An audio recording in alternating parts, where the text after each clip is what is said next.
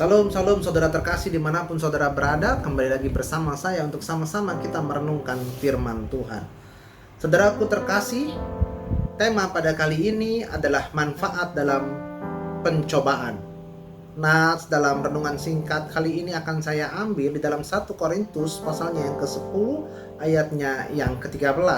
Pencobaan-pencobaan yang kamu alami ialah pencobaan-pencobaan biasa, saudara. Yaitu kutipan dari 1 Korintus 10 ayatnya yang ke-13. Nah, kata pencobaan telah berarti sesuatu yang buruk bagi kita. Ya, kita cenderung menggunakannya sebagai sesuatu kata-kata yang tidak baik begitu ya, yang menakutkan karena kita mendapatkan pencobaan, ya. Pencobaan itu sendiri bukanlah dosa, saudara. Ya, bukan dosa. Pencobaan adalah sesuatu yang harus kita hadapi karena kita adalah manusia. Karena manusia, ya, banyak pencobaan-pencobaannya. Ya, selama kita masih hidup, pasti ada masalah, ada pencobaan-pencobaan yang harus kita lewati, saudara ya.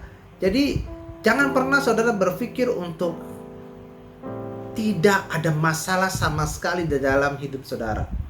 Karena kalau saudara berpikir demikian, berarti saudara tidak lagi dalam keadaan hidup, karena hanya orang hidup yang punya masalah. Ya, kalau orang mati, ya jelas tidak lagi punya masalah. Ya, saudara ya.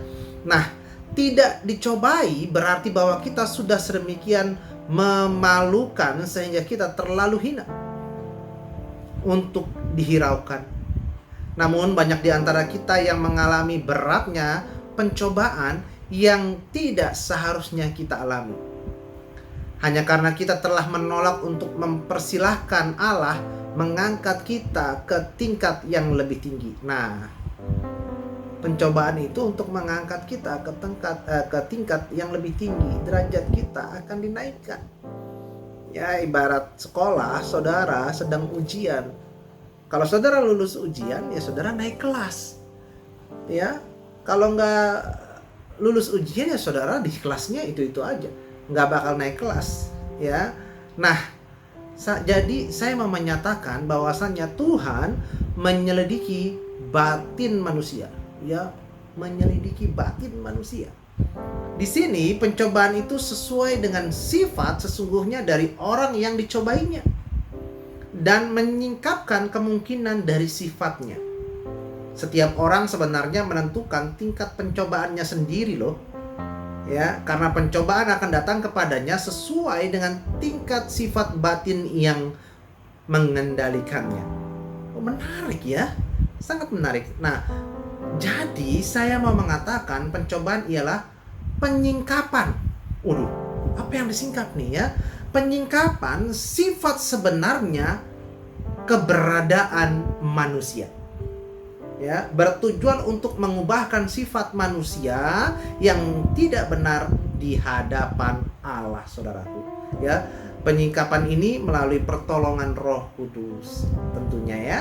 Nah, saya sendiri merasa bahwasanya pencobaan-pencobaan di dalam kehidupan saya sehari-hari begitu ya, ini merupakan sebuah penyingkapan juga.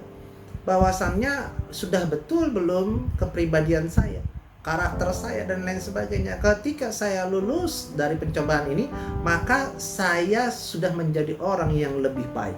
Ya, saya merasa bersyukur begitu ya. Bahkan saya bisa menikmati pencobaan itu. Ya, ibarat saya menikmati kopi pahit. Banyak orang yang menikmati kopi pahit padahal pahit.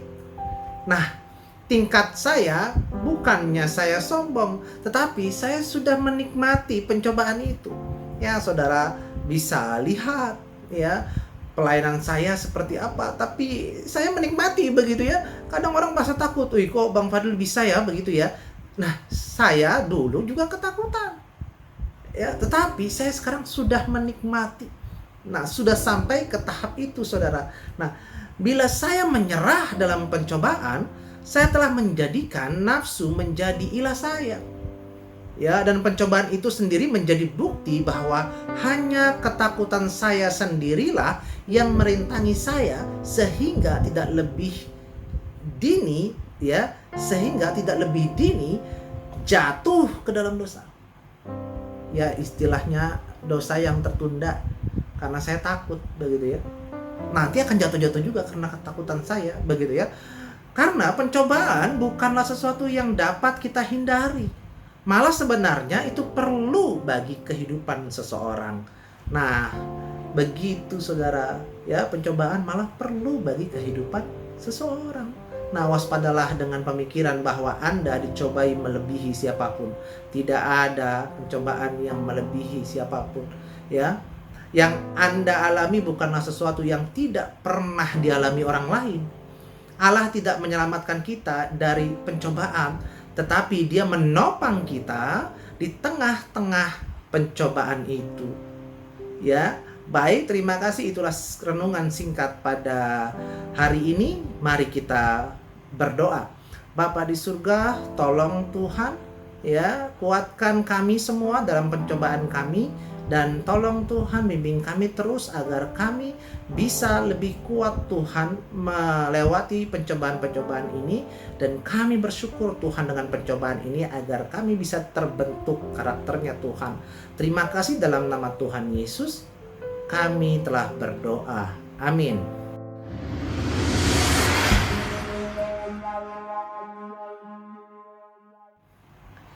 Bila Bapak Ibu merasa diberkati dengan firman Tuhan ini, silahkan Bapak Ibu sebarkan, bagikan video ini kepada keluarga dan kerabat Bapak Ibu semua.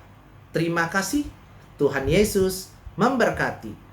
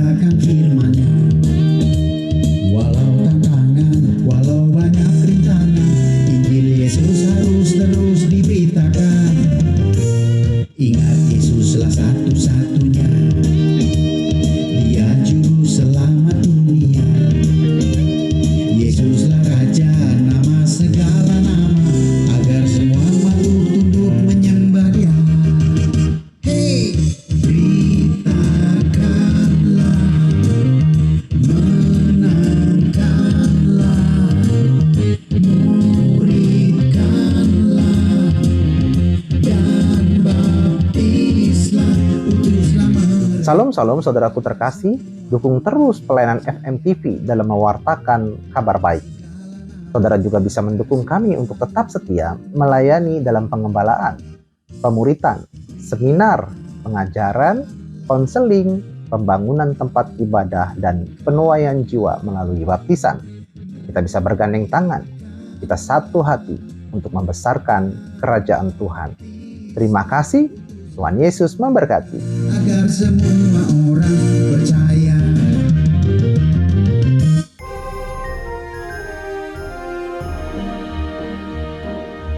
Teman-teman yang berlatar belakang ex-muslim, apakah Anda pernah merasakan hampa tidak ada komunitas? Dan mau kenal saudara-saudara yang berlatar belakang sama?